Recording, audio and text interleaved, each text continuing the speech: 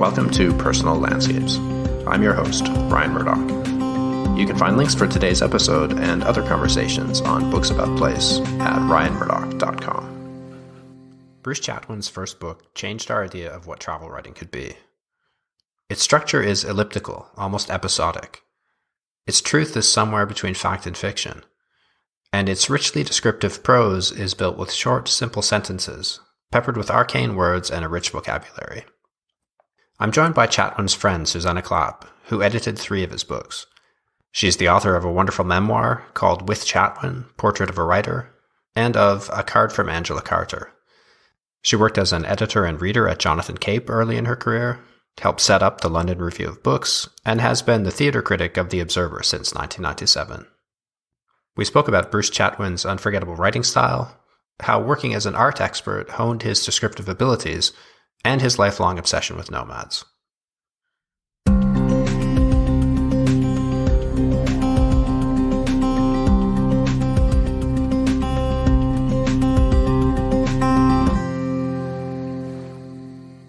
So I'm assuming my listeners will be very familiar with the work of this writer, but for those who aren't, who was Bruce Chatwin? Well, he was many things. He was eventually a very successful writer. He didn't like being called a travel writer, but that's what he was perhaps mainly known as. His writings are actually very diverse. But before that, he had various occupations which fed into the mainstream of his writing. His first job after leaving school was as an art expert in Sotheby's. And I think you can see very strong traces of this in his work. I mean, both his visual acuity and his cataloguing propensity. I mean, I think he was taught to write in a particular way at Sotheby's, which very strongly influenced what he did subsequently. But he was also the reverse of that. Bruce was always a contradictory person, and he was himself interested in contradictions. He loved paradox, and he loved people who embodied paradoxes. So while he was interested in collecting, had a strong feeling for works of art, and was very interested in collectors themselves and art collectors, he was also somebody who hated the idea of owning objects and who wanted to get away from anything which involved him being stationary. So he was a traveller as well, a traveller before he was a travel writer. He was very interested in nomads and in the nomadic tradition, and had a sort of partly romantic, partly anthropological, partly just instinctive yearning towards that sort of life. You couldn't, of course, actually say he was a nomad because he had a rather comfortable life in England. So he was all these things. He was also, by the way, the 2 things I think mainly established him as a writer, which he didn't think of himself as being initially, both the period at Sotheby's as an art expert, which I've mentioned, and then also a very important period on the Sunday Times magazine in London, where he came under the influence of various strong and original thinkers and writers and learned to turn a story. And that certainly went straight into his writing as well. He was also, by the way, the most extraordinary talker. And not all writers are talkers. You know, sometimes the 2 things actually seem to tug apart. There are many good talkers who can't write, famously, many writers who can't talk, and a lot of people who don't talk and write in the same way. Bruce, I wouldn't say his writing was exactly like his talk, but it certainly embodied the same enthusiasms, the same pungency, the same brimming over, battering excitement. Well, you said that people were drawn to him because of what he was as well as what he wrote, in part because of this mesmerizing way of talking, but also his appearance. That if he was portly or myopic or mouse-haired, his life and reputation would have been quite different. I think that's true. He looked to many people like the archetypal British public school boy. And he was blonde, he had very blue eyes, he was very erect in his bearing, and he had, as somebody said, the glittering eye of the ancient mariner. And when he was telling a story, he'd sort of fix you with his eyes and start. It was sort of partly a performance. I don't think he was necessarily conscious of performing. He just couldn't contain the stories that brimmed out of him. And he liked to present himself in terms of dress. So he had lots of outfits sort of tailored to the particular occasion. And when he first went traveling, and there are pictures of this, he had a whole almost, you might think of a sort of parody of the English person abroad, with the long shorts, the fawn socks with the turnover, the specially made soft boots, the hat sometimes to go with it, and a specially made rucksack, which had lots of compartments for all the things that he liked to carry with him. He said when he was traveling, he carried a half bottle of champagne in there, tin of sardines in case he got hungry, and of course always books. I remember that rucksack when I first met him as also containing, apart from the manuscript, which was the occasion of our meeting, which was enormous, also a small World's Classics, which for those who don't know them is a very neat, tiny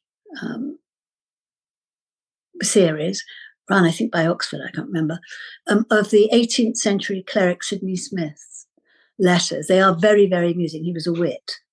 And it was typical Bruce because it was to the side of the mainstream of literature. And also he had a French, Bruce was a big Francophile and spoke French very well. I never heard him speak French, but everybody says his French was very good, of the writer Blaise Cendrars. So he had those novels. So he was a package, if you like. But I mean, those weren't the only clothes he wore. You were asking me about his appearance. So it was both an innate quality and the way he presented himself. At other times, I mean, I remember meeting him at one point when I was living in Camden Town, which is in the centre of London, meeting him shooting round the corner of the high street.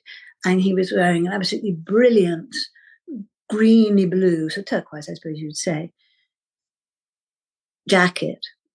And there he was, looking as if he was going to march across a prairie or something. Exactly, this rather sort of shabby, then beat up, now very trendy high street. When I said to his great friend, David King, art expert on the Sunday Times, who was also a friend of mine, that I'd seen Bruce in this jacket, he said, "Oh yes, I know that jacket." He said, it was as if the blue and yellow made the green. He meant the blue of Bruce's eyes, the yellow of his hair, and then the green of the jacket.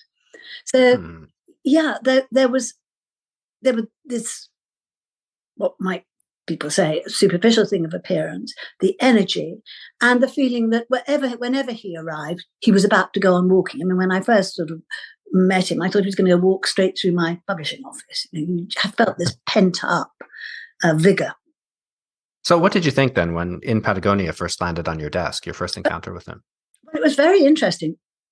I mean, I read the manuscript before I met him. I didn't know anything about him. And there was a slight history there, was that he'd written already, or started to write, a huge book on nomads, a treatise on nomads, which he'd sent to his agent, who was a woman called Deborah Rogers, very influential literary agent at that time, who had sent it to Jonathan Cape, then headed by Tom Mashler. And Mashler was intrigued by it, but it's clear that it was baggy, sort of hopeless, didn't quite know which way it was going. But there was something there. And he and Deborah Rogers agreed that they would keep on talking about this writer.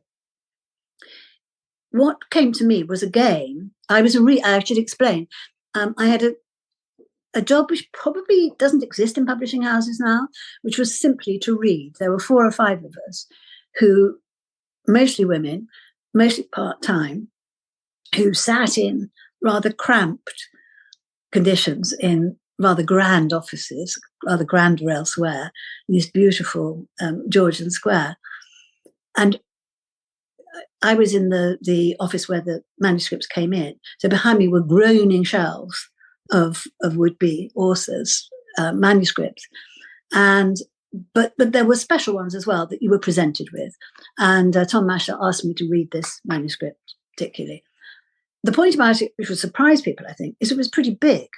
One thinks of In Patagonia as being quite a slim book. Well, slim, I mean substantial, of course, but not a long book. Well, this was quite a big manuscript, because you have to understand, in those days, everything was paper copies. We weren't reading online. So I thought two contradictory things. I mean, my job was to read it and do a report on it. And the reader's report I looked up when I was writing my book about Chatwin still exists. I said I was intrigued and fascinated by the extraordinary mixture of fact and fiction, the peculiarity of the journey itself, because in that time, people didn't really know about Patagonia at all. And indeed, that was his intention. He wanted to go and write about something people didn't know about and people thought was peculiar. And the fact that there were so many historical, artistic, impressionistic elements to the book was extremely attractive. But there was a difficulty, which is it was written in lots and lots of shortish sections. And there was a difficulty about propelling yourself from one to the other. At least you needed to propel yourself from one to the other. The book didn't do it for you. So I felt it needed attention. I thought he was a writer that one responded to and wanted to take further, but that something needed to happen to this book to make it a real publishing find. What was he like to work with? Like when he first walked into your office, what were your impressions? Well, mainly energy, excitement, and receptivity. I mean, I think that what people wouldn't expect about Bruce, because he was such a talker, because he was so full of his opinions and impressions, you might have expected him to be arrogant when he was dealing with publishers or people who were sort of trying to so-called help him. He wasn't like that at all. For one thing, he didn't think of himself primarily as a writer of books. He'd come straight from, as I say, he'd come from Sotheby's through the Sunday Times. He hadn't had anything published. And so he sort of thought of himself as a novice. It was an adventure. I mean, he wasn't meek, but he was extraordinarily egalitarian in his approach to things. And he was excited by the idea of being edited, which not all writers were. And basically, we spent a lot of time on this book together. It was a summer's work. And I suppose it took a long time because we had such a good time doing it, and because he wanted to explore the possibilities. And I certainly wanted to explore the possibilities. And so the way we did it, we started off in this rather poky little office next to the ladies' lavatory on the ground floor of Jonathan Cape. Above us, the rather marvellous spiral staircase and the director's offices. And then after a time, we decamped to the house of his friend, the art dealer Casmin, who had a rather grand establishment overlooking Regent's Park, beautiful Nash terraced house. And basically, I had a copy of the manuscript. Bruce had his copy of the manuscript. And I'd gone through it, of course, and marked up things where I felt the story needed a bit of a push. Things where I thought it got baggy, perhaps could be cut, where there were repetitions, obviously, but there weren't many of those. And I raised them with Bruce every day, and he responded very, very quickly. Most of things, whether it was cutting or smoothing, couldn't be dealt with on the spot, but he was tremendously immediate in his responses. So if I said, I'm not quite sure this bit, well, let's cut it. And he'd say that. But by the way, I don't ever want to give the impression that I was instructing him on how to write his book. It was a conversation. I hoped opening up possibilities for him. The difficulty with Bruce was you presented him with a possibility and said, well, I think here, it slackens a bit. What do you think? He said, well, we agreed he'd take it away and think about it that night. The next day, he would come back and say, yeah, let's lose that bit. But he'd come back with two other bits to replace it. So it was an extraordinary kind of slippery slope. The thing was growing all the time as we were cutting. But it was tremendous fun because there was story after story. And he liked the intellectual exercise of examining his work closely. And I suppose what happened in the end was that a book that had started out as being sort of slightly unmanageable, although brilliant, ended up as being short in all its addresses. That's to say, it was short sentences, the sections were short, and the book was short, so that it declared itself. He called it a cubist book, and it was important that to him, and I completely saw the point, that it wasn't too explanatory. It didn't have those long details about why he was there, where exactly what he was doing from moment to moment. It wasn't at all confessional or self-revelatory. Some people thought that was hiding. Some people thought it wasn't quite that. It's a remarkable collection of stuff. It's incredibly dense, this book. There's such a profusion of different stories, from Welsh farmers to German communities, settlers in these places.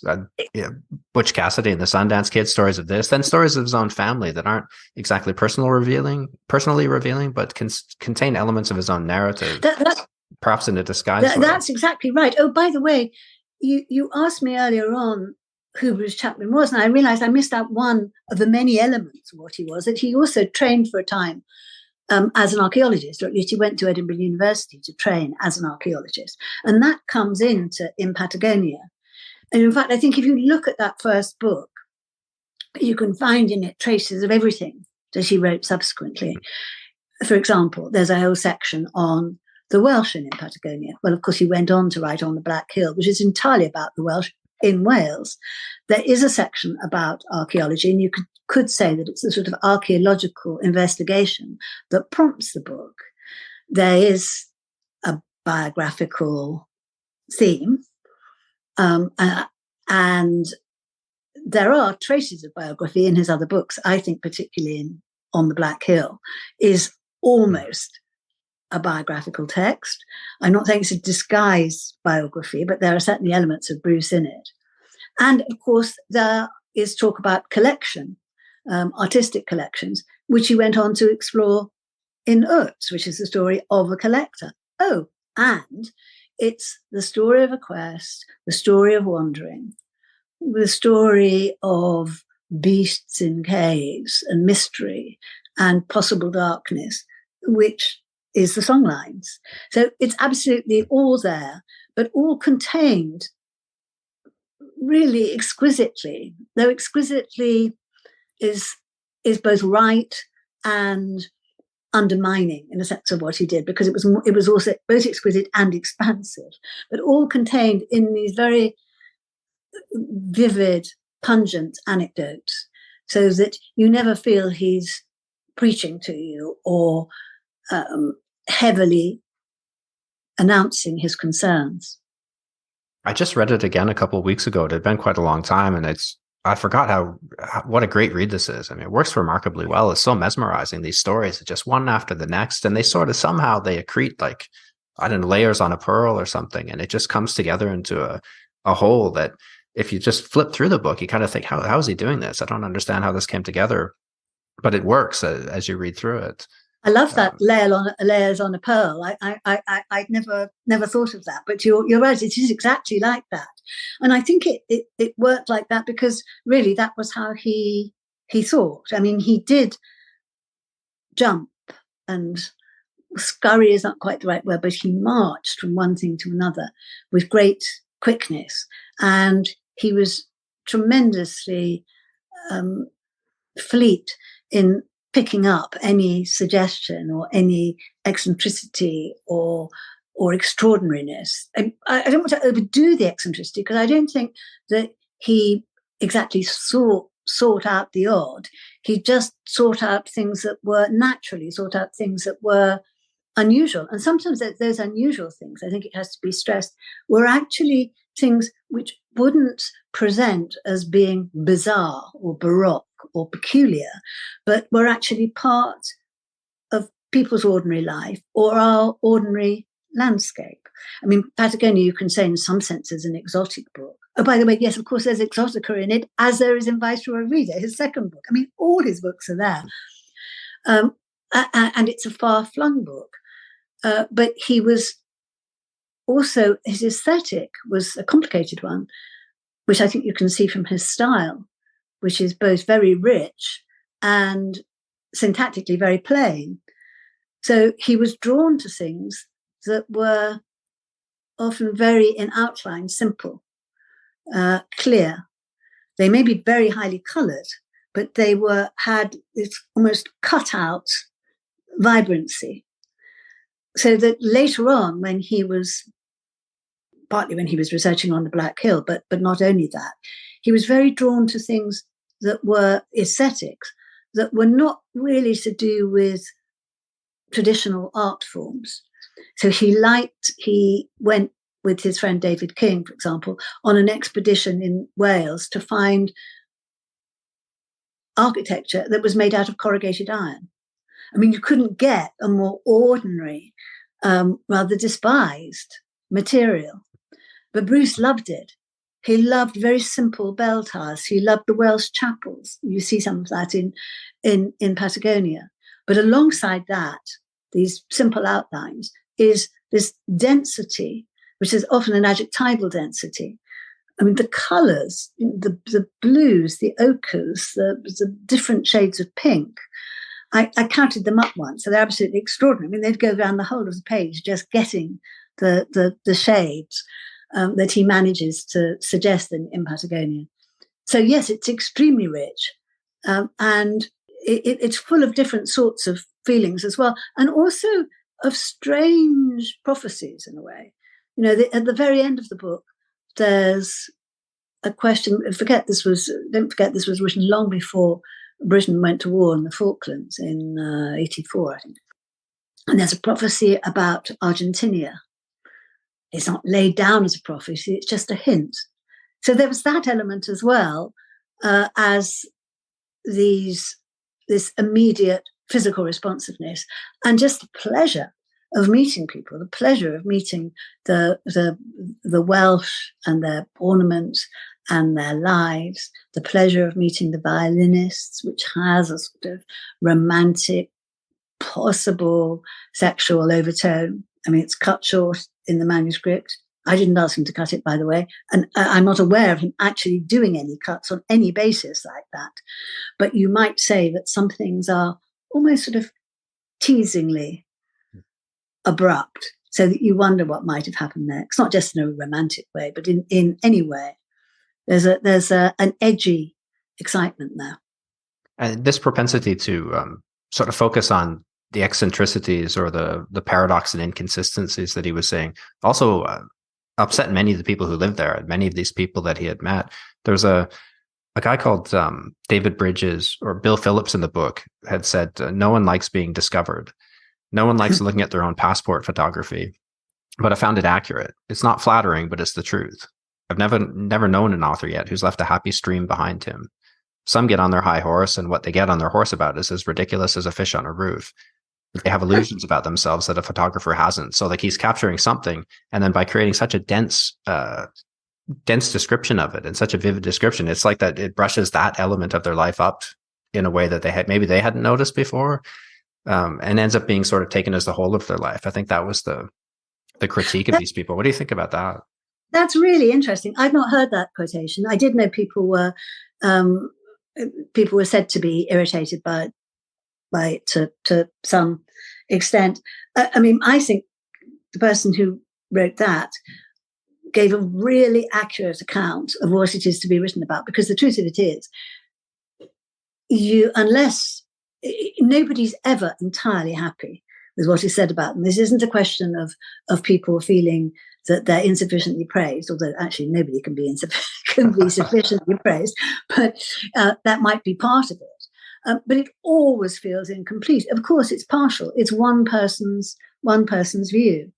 So, and I think it was very clear that Bruce wasn't trying to give a full account of anybody he met. It was his view. He was a traveller. He was passing through. He was giving these brief elliptical cameos.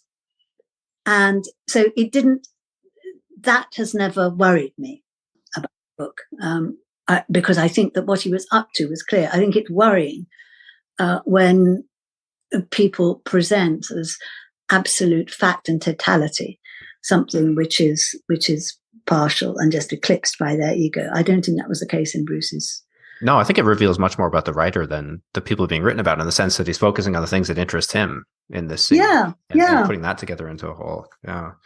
So that's true. in one of his notebooks, he said, writing is the painting of the voice. The more it resembles it, the better it is. And you mentioned his time at Sotheby's and how this honed his descriptive ability by having to Mm. look so closely at objects and create catalog descriptions of it, layering on layer physical details, the search for provenance and the unraveling of history, and how this sort of structures his paragraphs and plots. But we should also mention his famous eye, this ability to spot value. I mean, what was this all about, and where did it come from, do you think?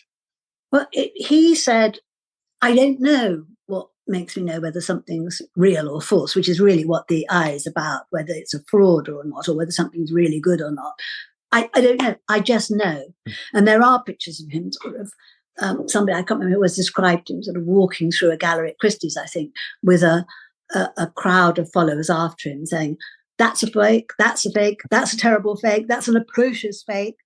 I think he got off on some of that as a young man. He wouldn't have so much later. He just had always a very, very strong visual response. I mean, he had it at school as well.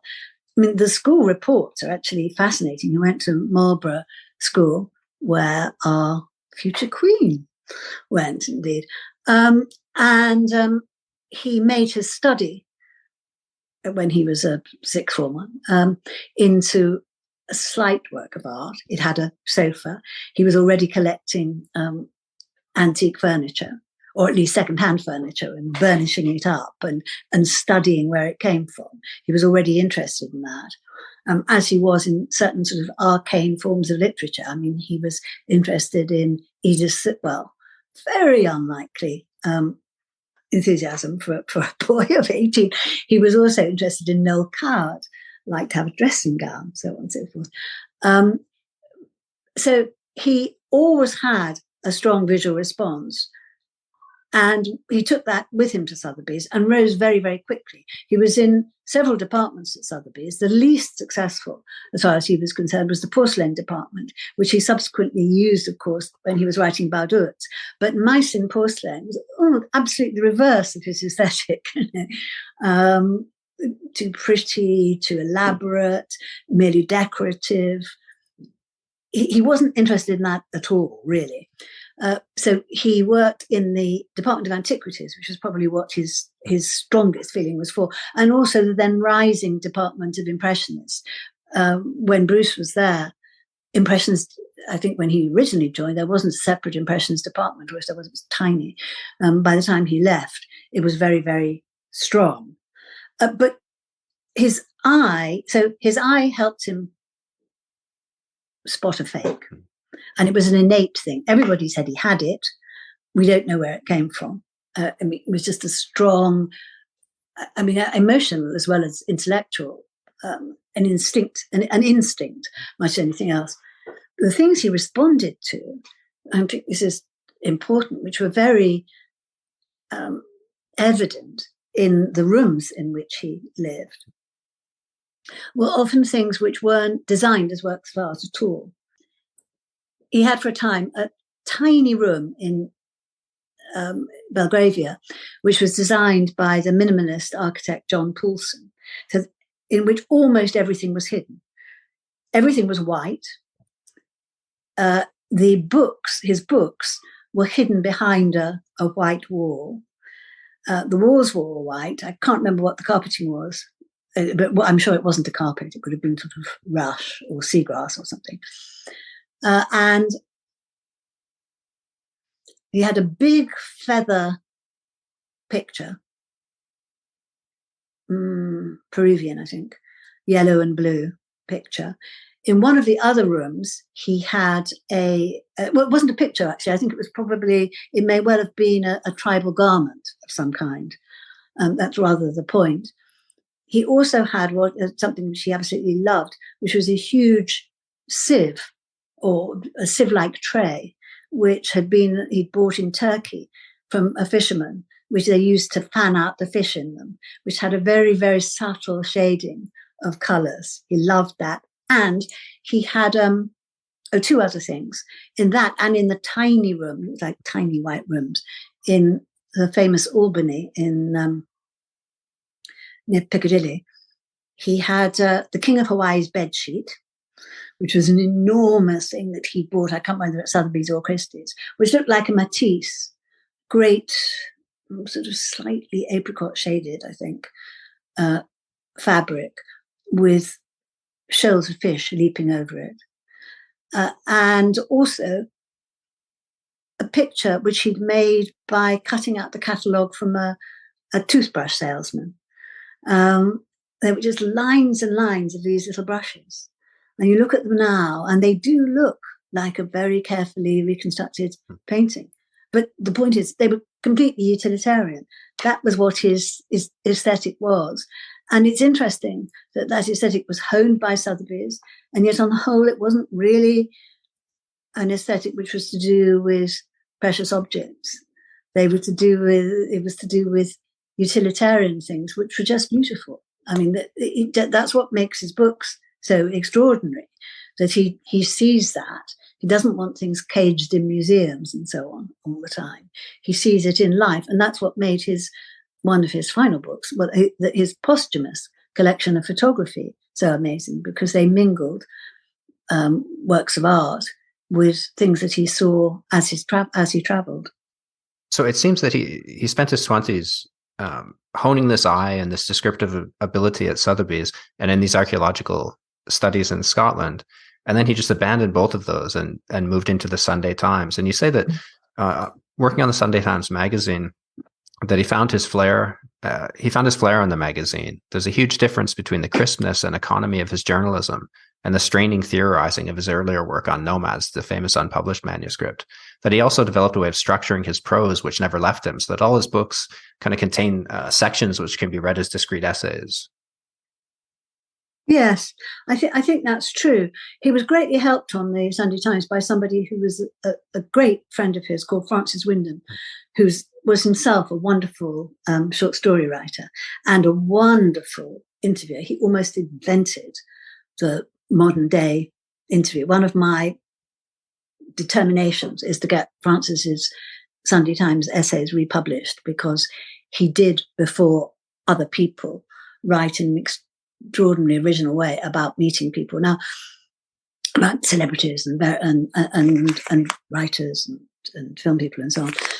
When Bruce went to him, when Bruce joined the Sunday Times, he went as a sort of art advisor, and he did do a bit of art advising.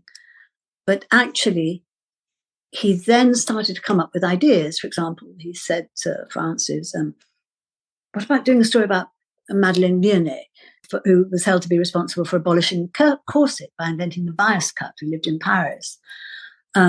What about, there's this extraordinary collector in the Soviet Union called Kostakis. That fascinated Bruce because it was such a paradox, private collector in the Soviet Union, former Soviet Union. And Francis said, fine, you do it. And so Bruce did. And I don't know, funnily enough, what I don't know is how much work Francis did with him actually on the page.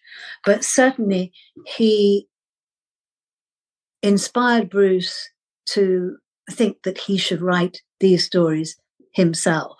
And he would have learned a lot from being with somebody who was so precise with language and so brilliantly adept at plucking an unusual story out of the air and making it and publishing it in a mainstream magazine. I mean, when you look at the stuff that the Sunday Times was publishing then, it's extraordinary. Oh, by the way, it was the era of wonderful photographs as well. So with Don McCullin, all those people were doing reportage of an exciting and sometimes dangerous kind. And indeed, Bruce did that. Bruce went and covered a story in Marseille, which it didn't put his life in danger exactly, but it certainly brought him up against some strange people. That's interesting that you mentioned some of those stories too. You said that they focused on an individual in order to unravel a swath of cultural history. And you can really see that in his later work and In Patagonia onwards. Yes, I think that's right. That was always his way of going about things.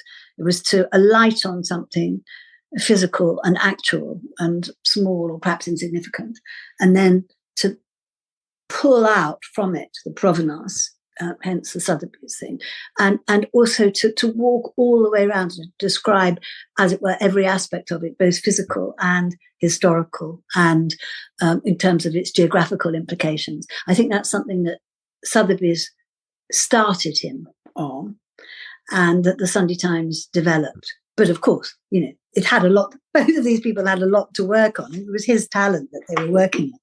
One of the things I really envy about Chatwin when I read his collected letters was his ability to cage free places to stay and to write in, and often in exotic settings. God, yeah. I want to say, just for the record here, if there are any listeners out there who want to offer me a cottage on the Stockholm archipelago or a simple room in some exotic setting, please don't hesitate to reach out through my website. I'm a very considerate guest and a very good dishwasher, and I rake leaves, and you won't regret it.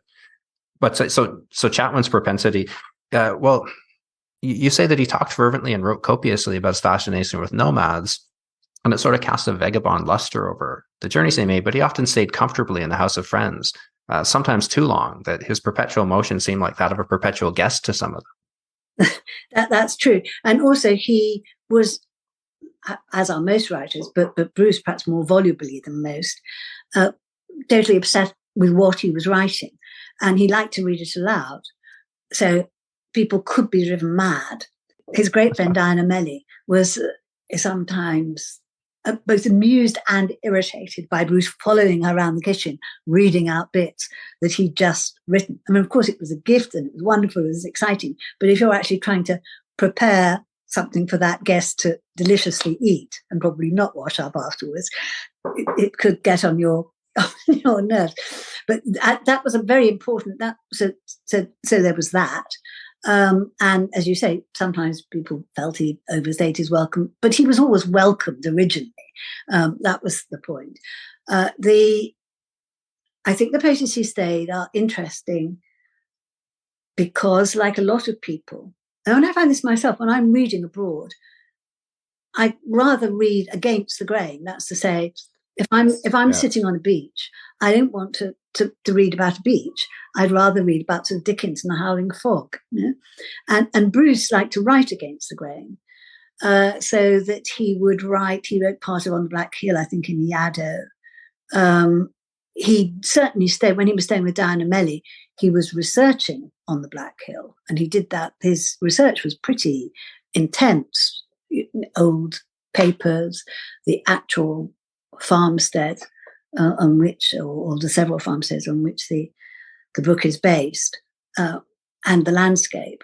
But on the whole, he wrote, for example, when he was writing the part of the Songlines, when he was writing about bleached and desert places, he was sometimes doing so beside a wonderful, luxuriously satin lake in India. So there was water bubbling up while he was thinking about parched deserts. But you're right, he had quite a lot of friends who weren't badly off, or who lived in very nice places. And if they sometimes got cheesed off with Bruce, they also, of course, were vastly entertained by him and loved him. I think it's writing about a place when you're far away from it is essential, really. That makes total sense, because when you're in the place or when you're in a similar environment, the new impressions continue to overwhelm you. So I think you can only get it into that sort of perspective from a distance. That's right. Yes, you get it. You get a sense of contour. I think that was the primary thing that he felt.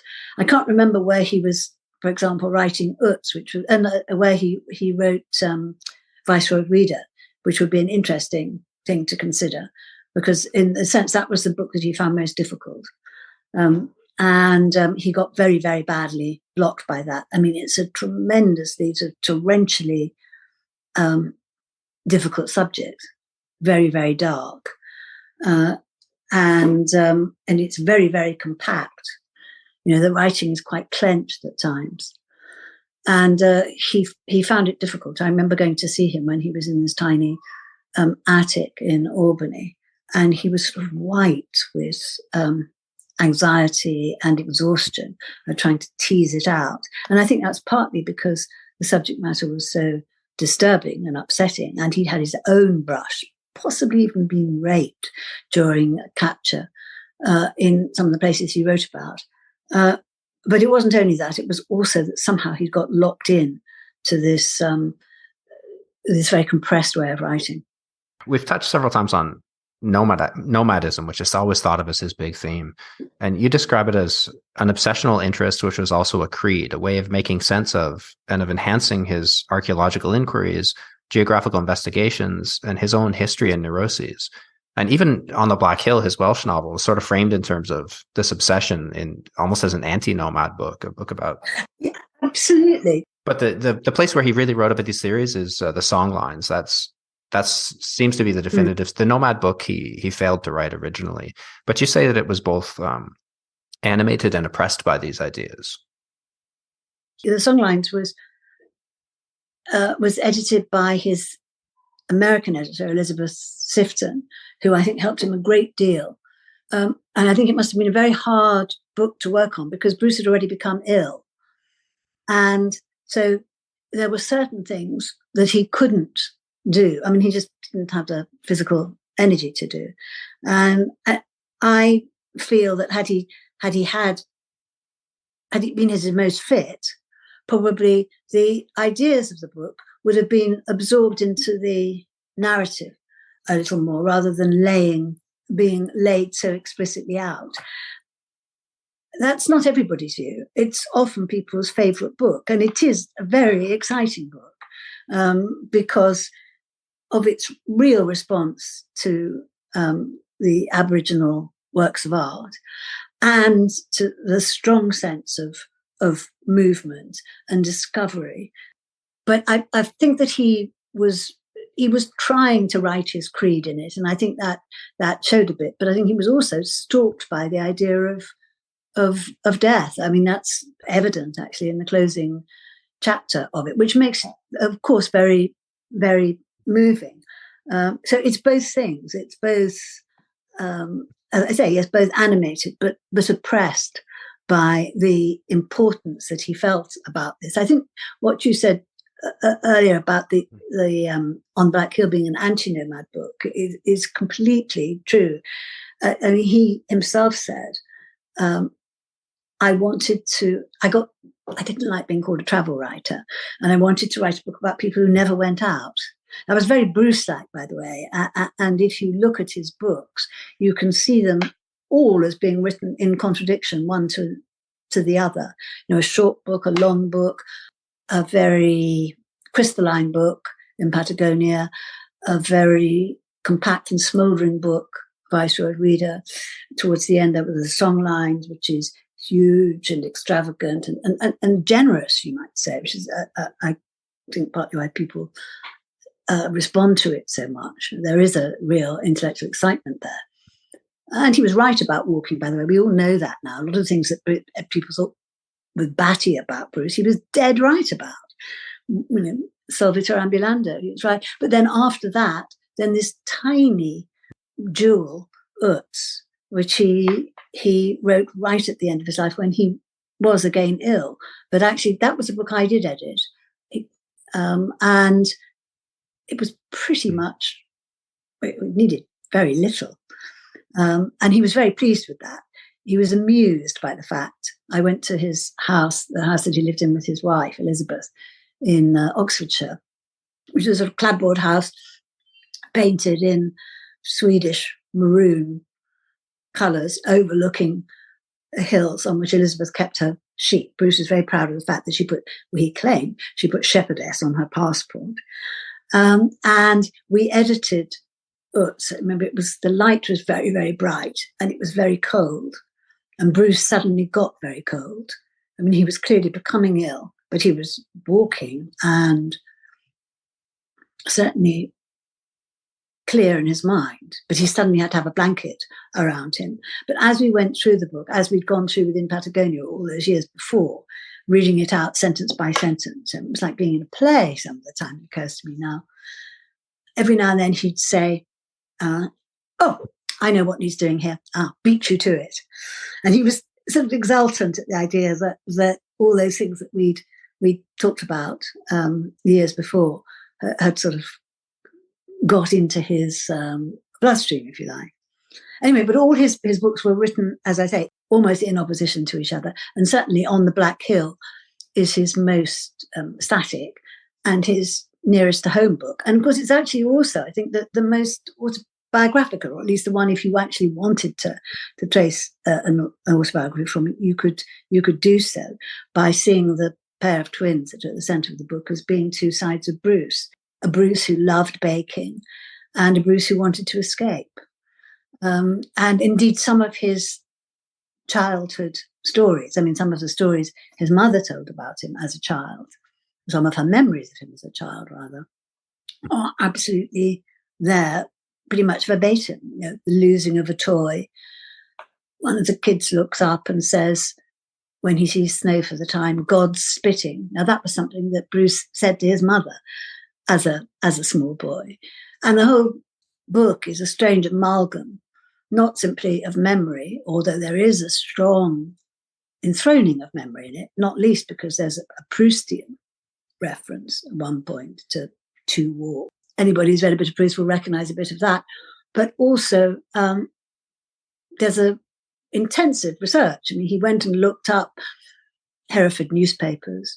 He visited various homesteads. He became very interested in the idea of twins in general, met experts on twins, was interested in the wonderful metaphysical poet Henry Vaughan, who is buried very near Diana Melly's house, which was actually a tower, medieval tower, which Bruce loved.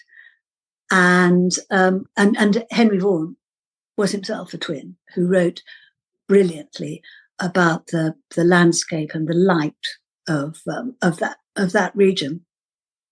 So it was that, and yet there was imaginative recreation as well. But I think I'm right in saying that Cape extracted from him a statement saying that it wasn't actually a remarque, because there might have been people who would have been disturbed by feeling that their lives had been simply lifted and put into a book. For a long time, that was my favorite of his books, despite being originally drawn to his travels. But I just reread Utz last week, and I think I've changed my mind. Do you think that's his best book? It's so polished and so condensed. It is wonderful, isn't it? It's so, it manages to get huge sort of geographical span into a tiny segments. I mean, that my particular memory is the moment when people are in a railway carriage and suddenly a girl comes in and she starts to break apart an orange, and the smell of the orange, the citrus smell, fills the railway compartment. It's like the smell of the West. And that's so extraordinary. That's exactly the scene I wrote down as well. That's the one that sticks out most for me. It's like, it feels like you're watching a grim black and white film, of life in Eastern Europe. And then just that orange peels and the smell of it, and that suddenly turns to color, or that one detail becomes colorized in an otherwise bleak film. That's a really great image. Exactly. No, well, it's certainly, I mean, I'm especially drawn to the books that I worked on. So Utz was one, and In Patagonia was the first. And I've got a special fondness for In Patagonia because I spent so much time with it. But it was lovely to see this jewel of Utz just dropped by him really towards the end of his life. So I admire it very much. And I think about it a lot. It comes to mind a lot when people talk about the former Soviet Union and what it was like to be there, because without doing a lot of sort of dense physical description of actual places and sort of huge bits of furniture and so on, he manages to convey the atmosphere with great infiltrating strength, I think. That's something I didn't appreciate the first time I read it, as probably a 20-year-old university student in Ottawa.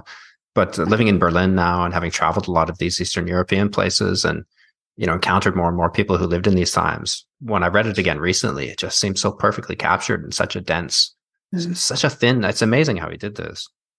Well, he was very interested, of course, in the Soviet Union. I remember when I went there for the first time, it was actually at the time Perestroika, and 86, and I said to him, where should I go? And he gave me a list of things. we must find out whether the open air swimming pool is still open, for example. That was one of his requests. He wanted that for some bit of work he was doing. But he also said, go and stand in one particular square, I can't remember the name of it, and just watch people coming from different directions from the railway station. And you will then get a sense of these Slavic faces, these Mongol faces, from the different cheekbones, the set of the eyes, the way they walk and so on, of the great complexity and difficulty and he hinted, sort of possible pulling apart of this extraordinary country. And indeed, he had one of the many things that he wanted to write about, but died before he could do so. He wanted to write a big novel featuring 4 corrupt nations. It must have been, I'm trying to remember, it was the former Soviet Union. It must have been the UK, France, and the United States, I think. And he was also terribly interested in exiles from Russia who went to live or former Soviet Union, who went to live in Paris. His work, in particular, the Songlines, has come under a great deal of criticism in the years since he died. Like in the Songlines, he's accused of making things up, and to be fair, he insisted it was a novel. To have a shallow grasp of anthropology, to have made all the dialogues reflections of his own brilliance, so that he's always the one supplying the pithy remark. But actually, I first came across it. It was recommended to me by a friend in my 20s, but my first year anthropology professor loved the book. She was talking about it, and she specifically mentioned that to me as an example of how travel writing can be anthropology, or writing about place can be anthropology. So how would you respond to the criticisms of it? And how do you think Chatwin's work is regarded today? Oh, I think it's in a bit of a lull at the moment. The Songlines isn't my favorite book. I prefer, it's just a question of personal preference. I prefer the more pared down ones. But I think it's an invigorating piece of work. I can't, as for the mendacity that he's accused of, some of that is a tease. He said, I once counted up the number of lies I wrote in a book. I think it was actually In Patagonia, not the Songline. It wasn't, in fact, too bad.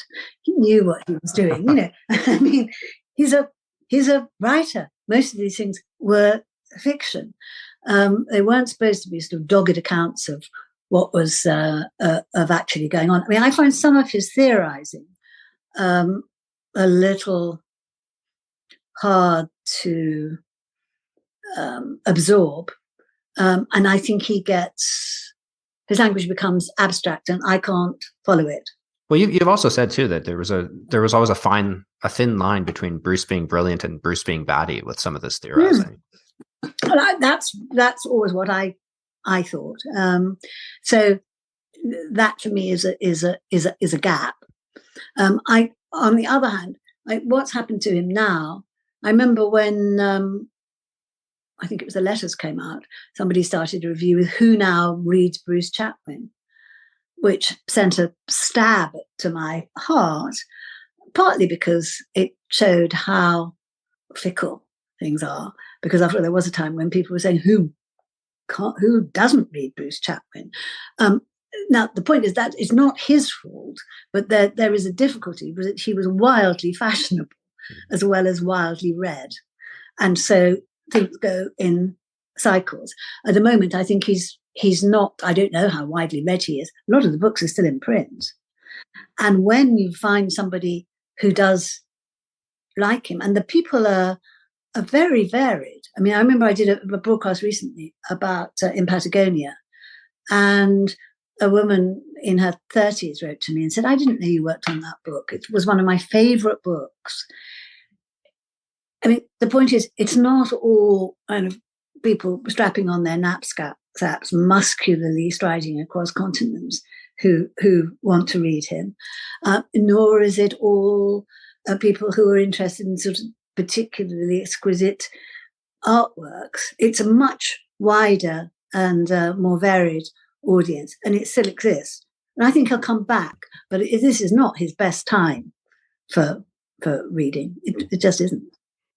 Well, I hope this podcast will help unleash the whirlwind of new Chatwin readers, and also to I'd encourage them to pick up your book with Chatwin, Portrait of a Writer. It's a fantastic read. I really like the personal approach.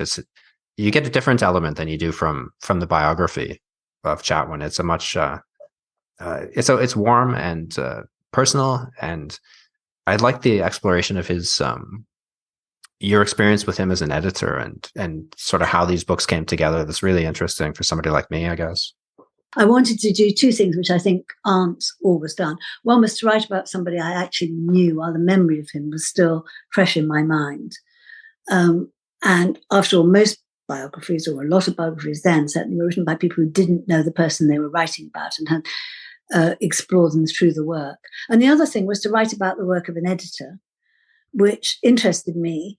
And this was it was very lucky for me that I had this chance to work with Bruce in this way. And I think it's a chance that not many people get now, and publishing has changed a lot. And people don't necessarily, certainly not people embedded in publishing houses, have the opportunity to work with authors in this detailed and exciting way. And there aren't many authors as exciting as Bruce. So how lucky was I as a young woman? Well, thank you very much, Susannah, for sharing these stories with us. I really enjoyed it. Thank you. So did I. Thanks for listening to this episode of Personal Landscapes. If you like the podcast, please give it a rating on iTunes and subscribe through your favorite app. You can find links to today's podcast and more conversations on Books About Place at ryanmurdoch.com. You'll also find a donate button if you'd like to contribute to the costs of the show. All donations are greatly appreciated.